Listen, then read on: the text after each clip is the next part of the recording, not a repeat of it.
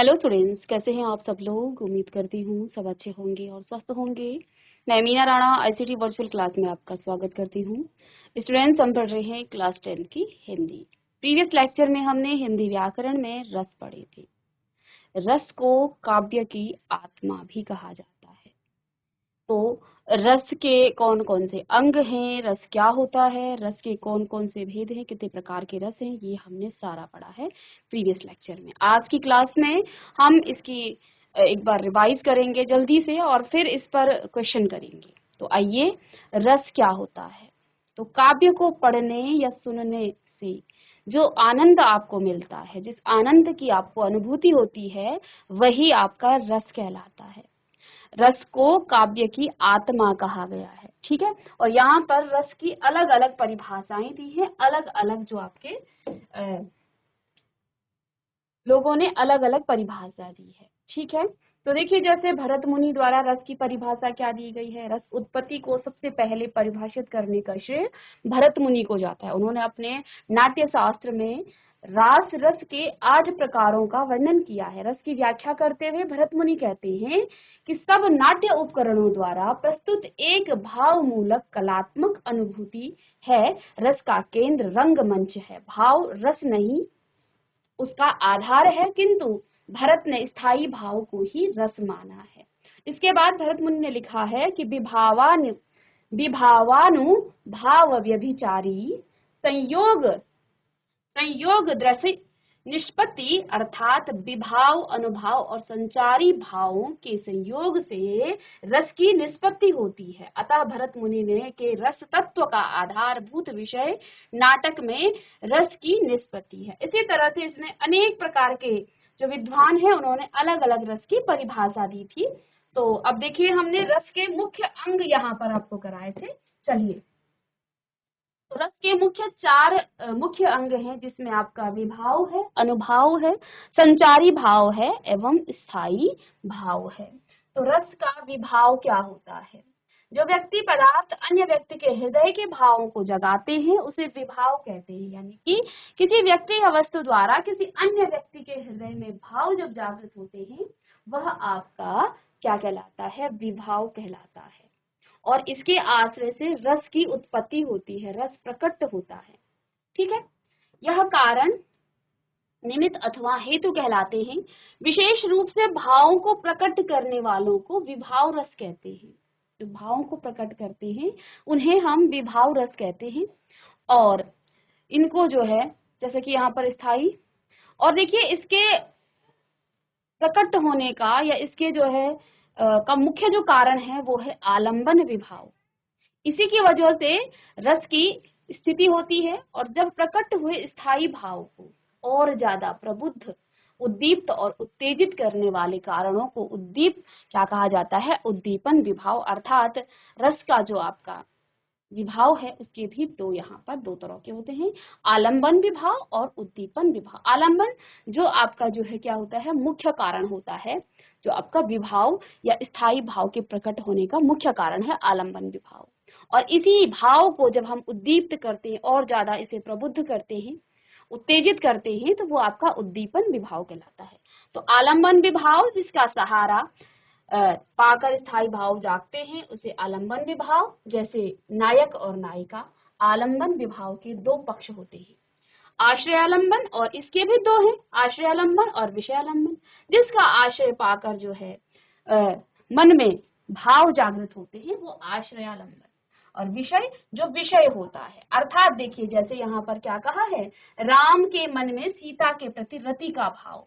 अब क्योंकि राम के मन में सीता के प्रति रति का भाव जागृत हुआ है, ठीक है, तो इसलिए यहाँ पर राम आपके क्या होंगे, आश्रय होंगे, और किस विषय क्या है, सीता है, ठीक है।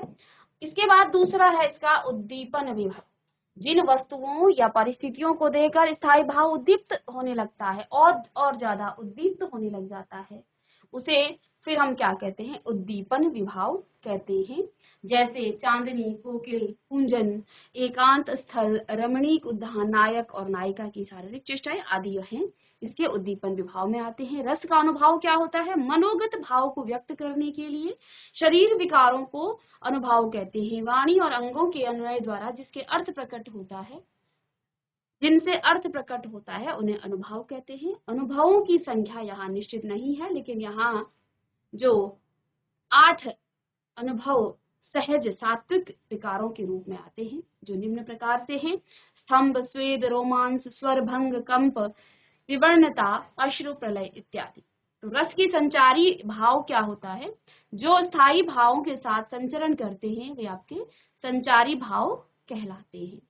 इससे स्थिति भाव की पुष्टि होती है और एक संचारी किसी स्थायी भाव के साथ नहीं रहता, इसलिए ये व्यभिचारी भाव भी कहलाते हैं। इनकी संख्या 33 है यहाँ पर, जैसे हर्ष, चिंता, गर्व, जड़ता, विबोध, स्मृति, व्याधि, विषाद, शंका, उत्सुकता, आवेग, ग्लानि, अवहिता, मोह, दीनता, मति, स्वप्न, अपस्मार, निर्वेद, आलस्य, उन्माद, लज्जा, श्रम, मद, मरण, त्रास, असूया, उग्रता, धृति, निद्रा, अमर्ष, चपलता, दैन्य, संत्रास, औत्सुक्य, चित्रा, वितर आदि जो है यहाँ पर ये भाव है। अब इसके बाद स्थायी भाव आता है। स्थायी भाव का मतलब है जो प्रधान भाव जिसको कहते हैं। प्रधान भाव वही हो सकता है जो रस की अवस्था तक पहुंच जाता है। काव्य या नाटक में एक स्थायी भाव शुरू से आखिरी तक होता है और उसी को हम जो है स्थायी भाव कहते हैं ना। स्थायी भावों की संख्या 9 मानी जाती है, कहीं पर 9 मानी गई है, लेकिन स्थायी भाव ही रस का आधार है। एक रस के मूल में एक स्थायी भाव रहता है, अतएव रसों की संख्या भी 9 है।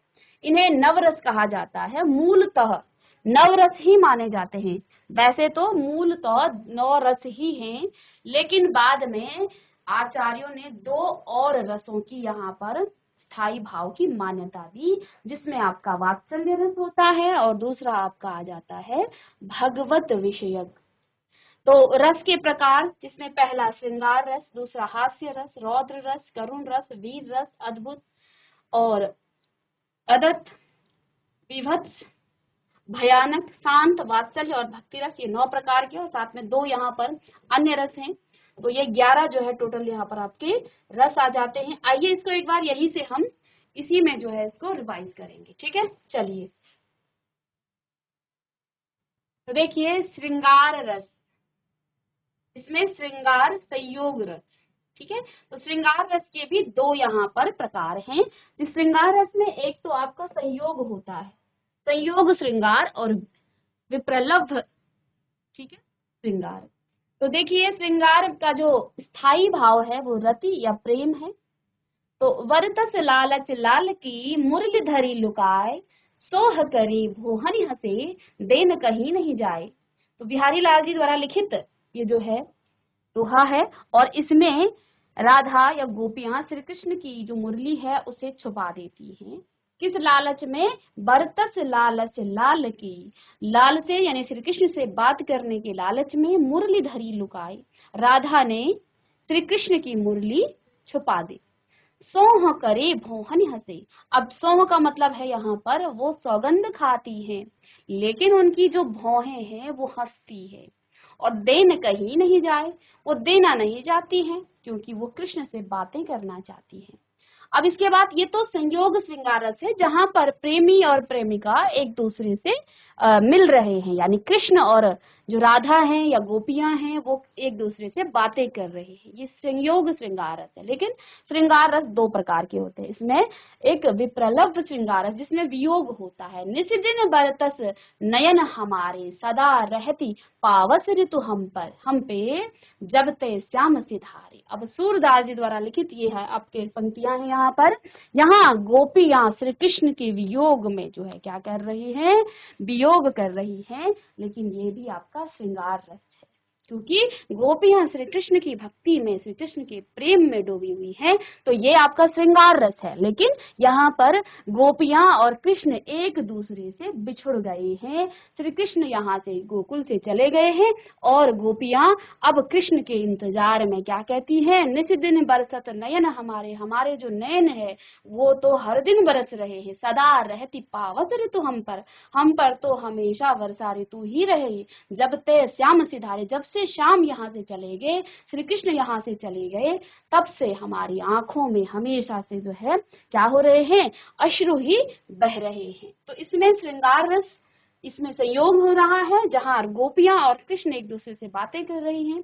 लेकिन वियोग श्रृंगार रस में कृष्ण और गोपियां एक दूसरे से दूर हो गई हैं, इसलिए यहाँ पर वियोग है, उनको दुख है, लेकिन है ये श्रृंगार रस के अंतर्गत ही, क्योंकि कृष्ण के प्रेम में ही वो यहाँ पर वियोग कर रही है।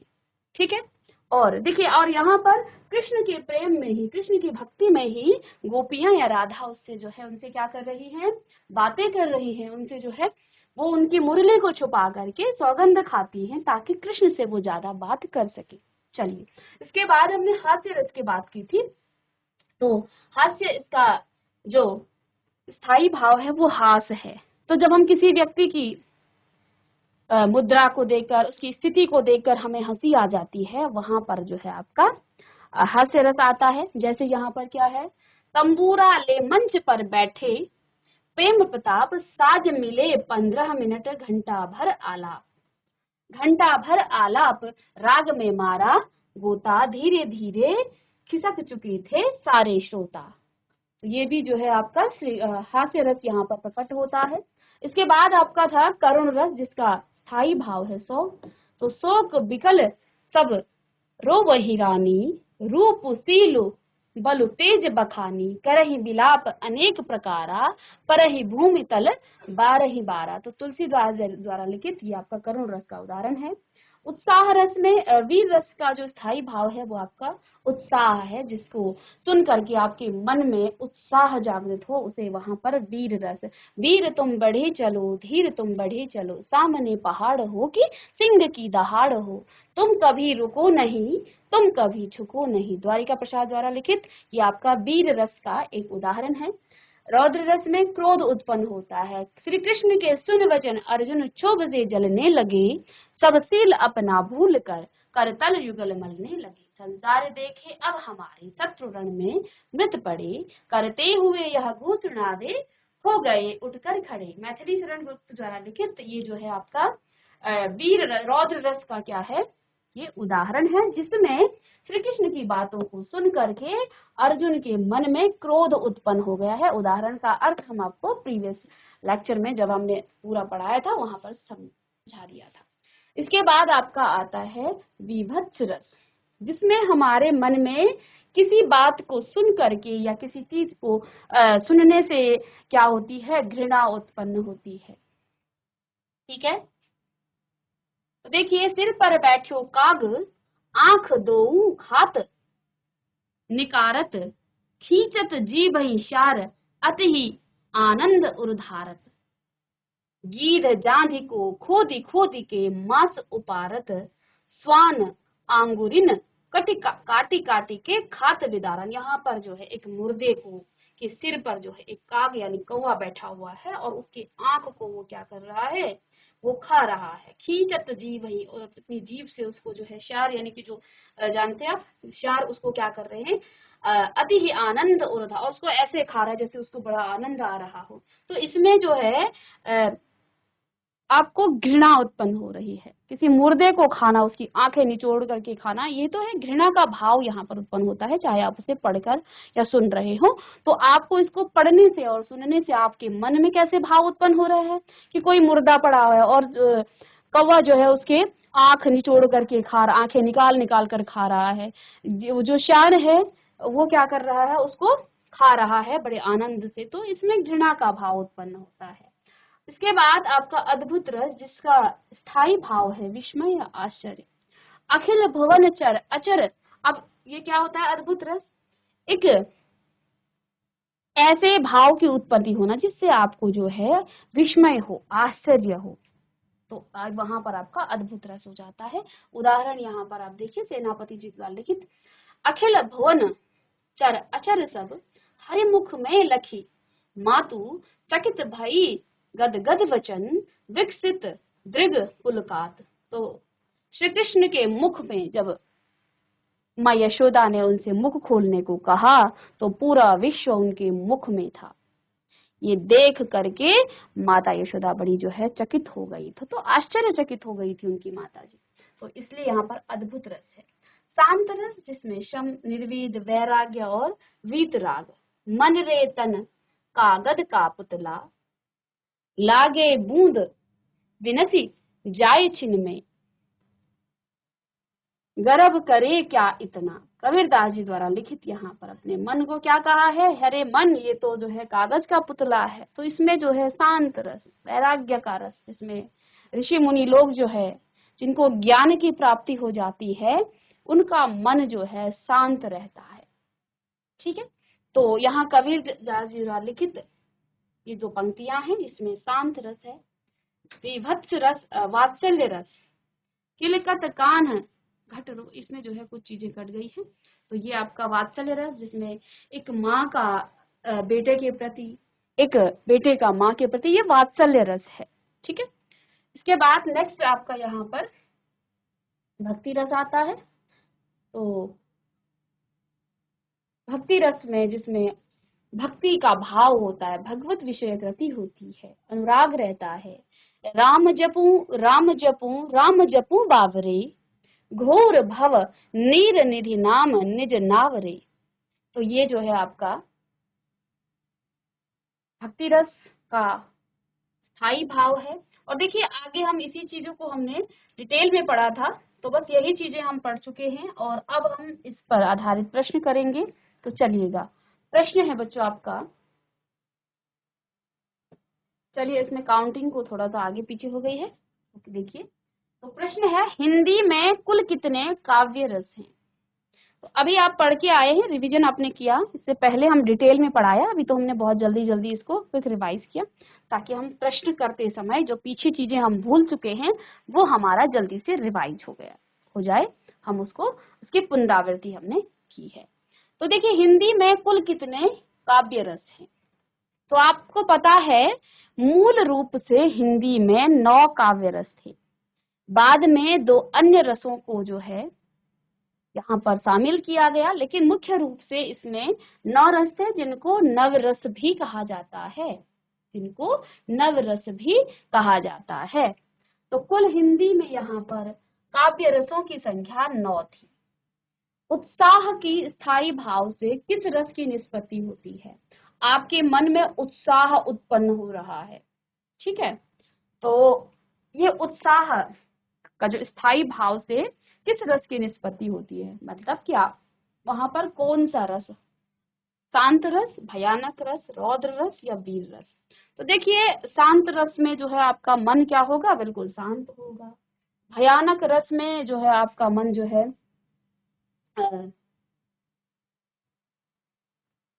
कुछ आश्चर्य, इस तरह के भाव आपके मन में आएंगे।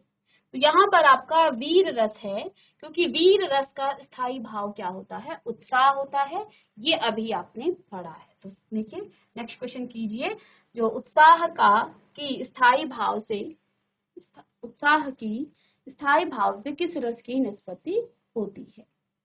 तो इससे वीर रस की निष्पत्ति यहाँ पर होती है। चलिए नेक्स्ट प्रश्न, रौद्र रस का स्थायी भाव क्या है। रौद्र रस का स्थायी भाव क्या है। तो रौद्र रस का स्थायी भाव है बच्चों क्रोध, जिससे आपके मन में क्रोध का भाव उत्पन्न होता है। ये बहुविकल्पीय प्रश्न है, एक प्रश्न के आपको 4 उत्तर दिए गए होंगे और एक उत्तर आपको सही यहाँ पर टिक करना है।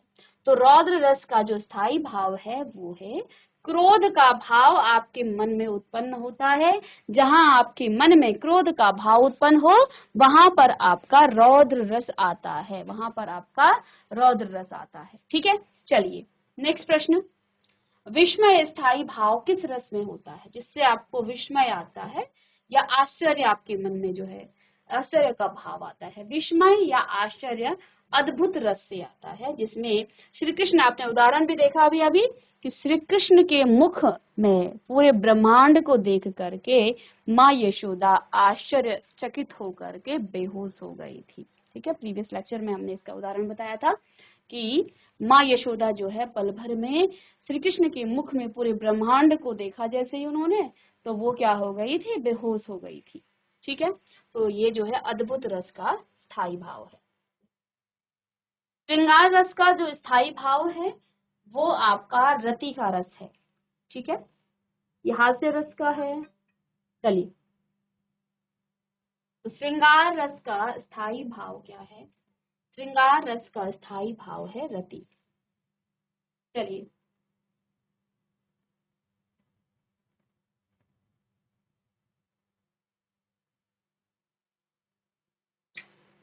शोक किस रस का स्थायी भाव है?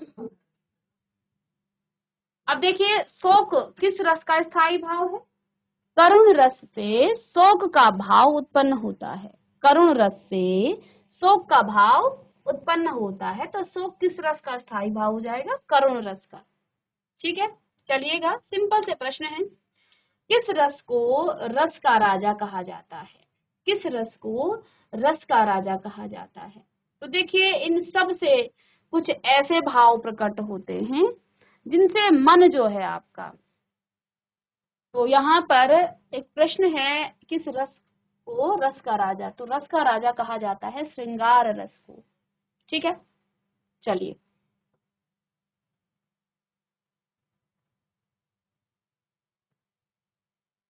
स्थायी भाव की कुल संख्या कितनी है?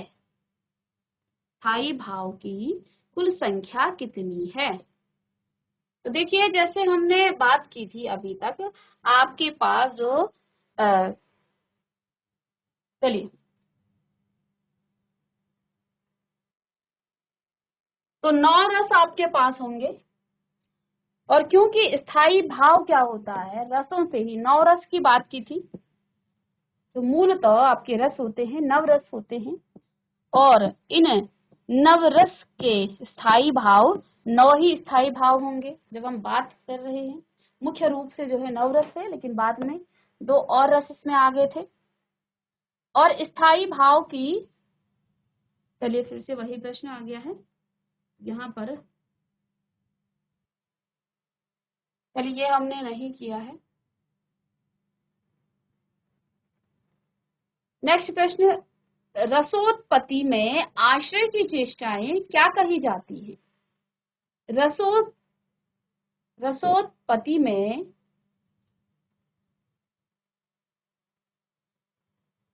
आश्रय की चेष्टाएं, प्रश्न है बेटा, रसोत्पत्ति में आश्रय की चेष्टाएं क्या कही जाती हैं? तो देखिए, रसोत्पत्ति में जो आश्रय की चेष्टाएं हैं वो कही जाती हैं बच्चों आपके अनुभाव। ठीक है, अब ये जो अनुभाव की स्थिति होती है, ये जिसके मन में भाव जगते हैं, आश्रय की चेष्टाएं हैं जिसके मन में भाव जगते हैं। ये शारीरिक हो सकती हैं, मानसिक या अनायास होने वाली वे क्रियाएं हैं जो स्थायी भाव को पुष्ट करती हैं और रति आदि भावों को का अनुभव कराती हैं। ठीक है, जैसे उदाहरण के लिए हम कह सकते हैं कि भयभीत होकर कांपना या हर्षित होकर मुस्कुराना, उसे अनुभाव कहा जाता है। तो रस की उत्पत्ति में आश्रय की चेष्टाएं क्या कही जाती हैं? अनुभाव कहलाती हैं। ठीक है, और यहाँ पर जैसे हमने कहा ना कि जब आप क्या हो रहे हो, जब आप भयभीत हो जाते हैं, एक बच्चा जब बहुत डर जाता है तो वो क्या करता है, वो कांपने लग जाता है डर के मारे, है ना? तो ये आपके क्या है, अनुभाव है। ठीक है, या फिर आप बहुत खुश हैं, तो खुश होने से आपके मुख पर कैसे दिखेगा आप खुश हैं?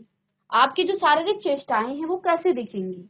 आप खुश होंगे तो आप मुस्कुराएंगे या हंसेंगे? मुस्कुराएंगे ही।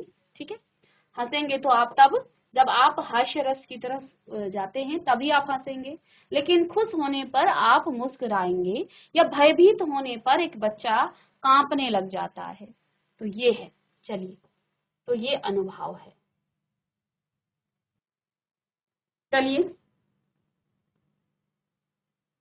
माधुर्य गुण का किस रस में प्रयोग होता है? तो देखिए, जो माधुर्य है ये मुख्य रूप से श्रृंगार रस में, ठीक है, श्रृंगार रस में मुख्य रूप से इसमें प्रयोग होता है, क्योंकि इससे जो है संयोग और वियोग श्रृंगार रस की उत्पत्ति होती है, और इसी में ये श्रृंगार रस में प्रयुक्त होता है। यह काव्य में कोमलता और मिठास लाता है, ठीक है। कहीं कहीं ये शांत रस में भी प्रयोग होता है, ये दोनों रस में प्रयोग होता है। लेकिन हम बात करें, क्योंकि श्रृंगार रस जो है रसों का राजा है, तो यहाँ पर दोनों ऑप्शन हैं। अगर कहीं आपको श्रृंगार रस न दिखे तो शांत रस में भी माधुर्य रस का जो है गुण का प्रयोग होता है। लेकिन यहाँ श्रृंगार रस है, यहाँ पर वियोग और संयोग दोनों में ही माधुर्य का प्रयोग किया जाता है, इसलिए इसमें श्रृंगार रस है। किसमें? चलिए, तो बच्चों यहाँ रस के बारे में कहा है, इससे पहले भी हमने कहा था मुख्य रूप से पूछा जाए तो मुख्य रूप से आपके 9 प्रकार के, लेकिन यहाँ रस कितने प्रकार के होते हैं जो हमने पढ़े हैं, वो टोटल हमने 11 रस मुख्य रूप से पूछा जाए या मूल रूप से पूछा जाए तो तब आप 9 लिखेंगे, लेकिन रस कितने प्रकार के होते हैं ऐसा प्रश्न पूछा जाए तो उस समय आप 11 लिखें, ठीक है। तो इसमें जो है आपको पूछा गया है कि रस कितने प्रकार के होते हैं, तो यहाँ आप 11 लिखेंगे, लेकिन मूल रूप से या मुख्य रूप से आपके कितने हैं? 9 है, 9 रस जिनको कहा जाता है। वीर रस का स्थायी भाव क्या है? वीर रस का स्थायी भाव आप जानते हैं क्या है? उत्साह। जहां हम वीर रस की उत्पत्ति होती है वहां पर आपको उत्साह का भाव उत्पन्न होता है, और जब उत्साह का भाव उत्पन्न होता है तब हम क्या कहते हैं? ये आपका वीर रस है। चलिए, संचारी भावों की संख्या कितनी थी? 33। आपने अभी अभी पढ़ा भी, रिवीजन भी आपने किया। तो संचारी भाव की कुल संख्या 33 है।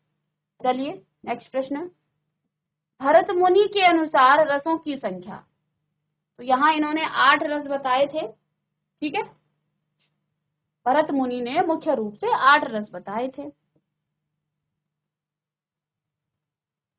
तो भरत मुनि निम्नलिखित में से किसका उल्लेख भरत के रस सूत्र में नहीं हुआ है? स्थायी भाव का उल्लेख जो है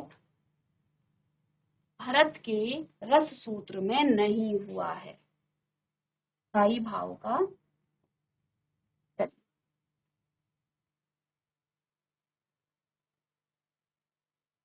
विभत्स रस का स्थायी भाव क्या है?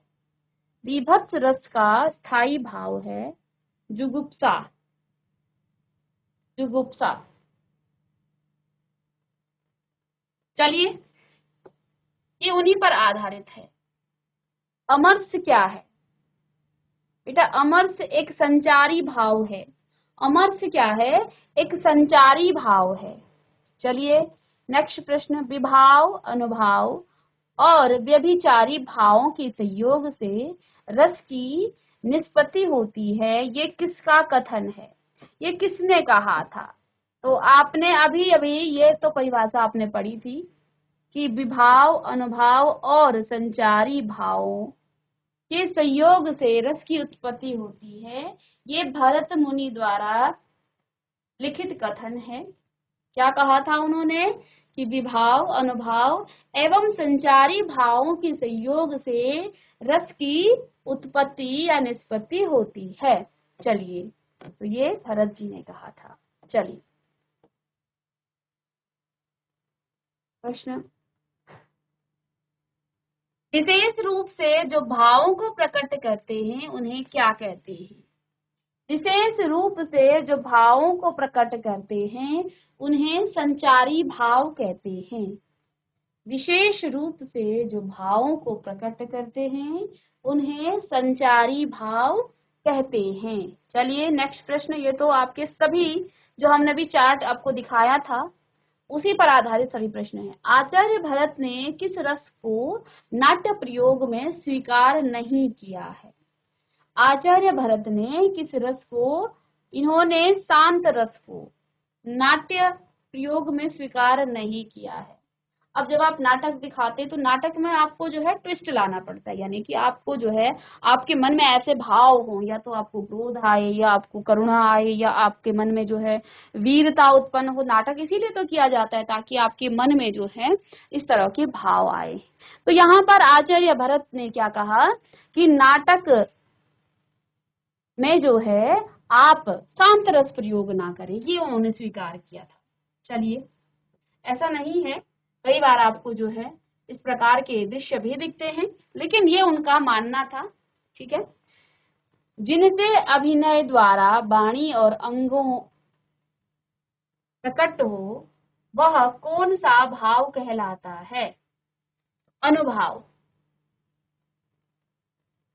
ठीक है, चलिए, अनुभाव के कितने भेद हैं? अनुभाव के बच्चों यहाँ पर आपके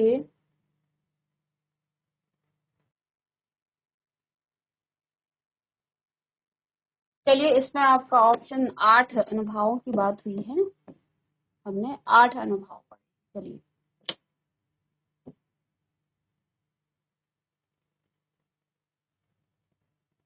अच्छा, यहाँ पर ये तो प्रकार है, यहाँ देखिए अनुभव के भेद कहे हैं। ठीक है, ये भेद है, ये सही है आपका।